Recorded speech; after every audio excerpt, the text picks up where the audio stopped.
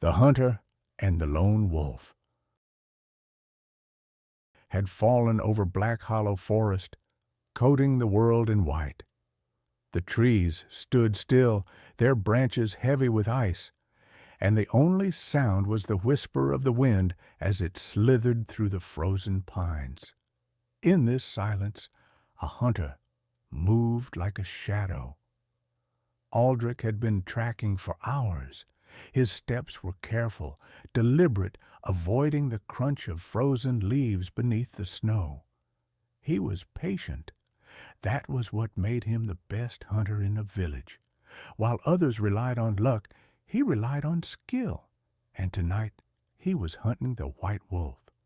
The villagers had given it many names: Demon of Black Hollow, Ghost of the Frost.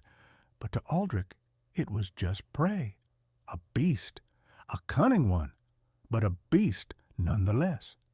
It had been terrorizing the outlying farms for weeks, taking sheep, cows, even a horse.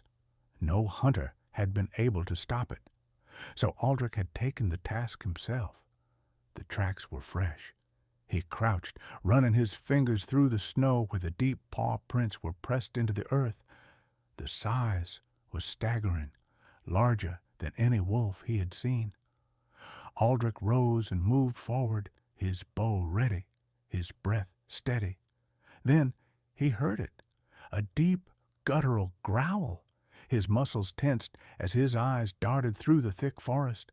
A shift in the shadows, a subtle movement among the trees. Then, from the darkness, two glowing amber eyes emerged. The white wolf. It was unlike anything he had imagined. Its fur was silver, nearly glowing in the moonlight, and its frame was massive, built for power. But something was wrong. Blood stained its coat. It was wounded. A deep gash ran along its left flank, fresh and raw. Aldrich's first thought was that it had fought another wolf. But no, this wound was clean, precise. A blade. Someone else had attacked it. The wolf didn't snarl or lunge. It simply stared at him. Aldrich had hunted wolves before. He knew how they fought, how they thought. A wounded animal was the most dangerous, desperate, and unpredictable. But this one was different. It was watching him, studying him. Aldrich raised his bow slowly, carefully. One shot, and it would be over. The wolf sat down, not in surrender, not in fear, but as if it had already accepted its fate. Something about the moment unsettled Aldrich. He had seen wolves snarl, lunge, bite, run, but never this, never surrender. The wind howled through the trees. The snow fell in soft, silent drifts. And Aldrich, for the first time in his life, hesitated. Then, movement. From behind the trees, another figure emerged. Human, a hunter. Aldrich's instincts kicked in, and he turned sharply, bow still drawn. The man was wrapped in thick furs, his face half hidden by a hood, but his eyes gleamed with recognition. "Step aside," the man growled. Aldrich didn't move. The stranger took a step closer, crossbow in hand. "That thing is a menace," he continued. "It's wounded. It won't last the winter. Best to end it now." Aldrich glanced back at the wolf. The beast was still sitting, still watching. Something about this felt wrong. He looked at the stranger again. "That wound on its side. You did that?" The man smirked. "Damn thing got lucky. Won't be lucky twice." Aldrich tightened his grip on his bow. A hunter like him should not care. He had killed dozens of wolves before. They were animals. They lived. They died. But this was different. The wolf had sat before him, not as an enemy, not as prey, but as something more. It had chosen not to fight. And something deep in Aldrich's gut told him that this other hunter was not just here for sport. The man raised his crossbow. "Last warning, move!" Aldrich exhaled slowly. Then, in one swift motion, he knocked an arrow and aimed, not at the wolf, but at the hunter. The man's eyes widened in shock. "What the hell are you doing?" "Leave," Aldrich said, voice steady. "Now." The man hesitated, his fingers twitching over the trigger.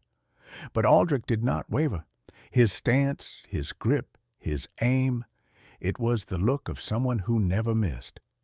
The stranger cursed under his breath. "You're a fool!" And then he turned and disappeared into the forest. Aldrich stayed still, bow still drawn, listening to the man's footsteps fade into the night.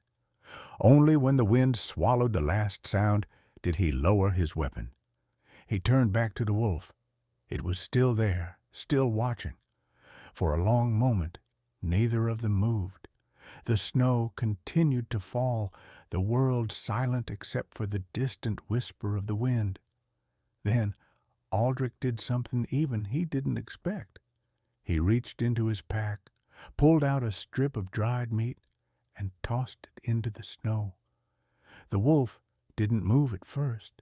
Then cautiously it stepped forward, sniffed the offering, and took it between its teeth. Aldrich exhaled, feeling something in his chest loosen.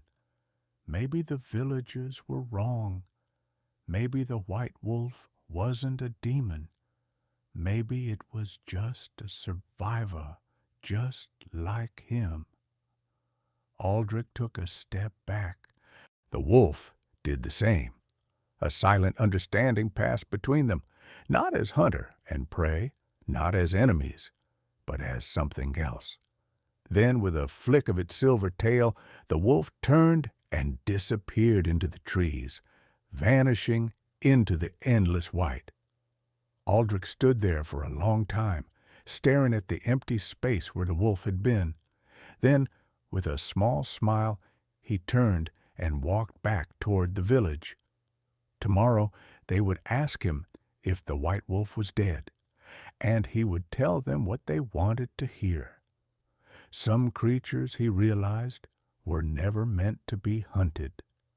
Some were meant to roam free, and deep in the frozen wilds, beneath the pale light of the moon, the lone wolf howled once more.